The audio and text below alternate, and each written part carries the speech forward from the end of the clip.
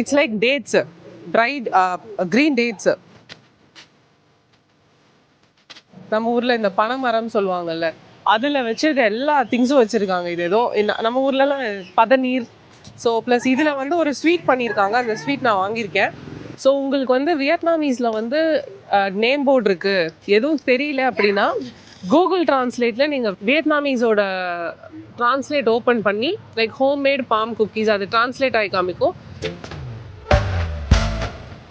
இது வந்து bomb sugar கேக்கு. நம்ம ஊரில் வந்து ஸ்வீட் குழி பணியாரம் மாதிரி வந்து பண்ணியிருக்காங்க.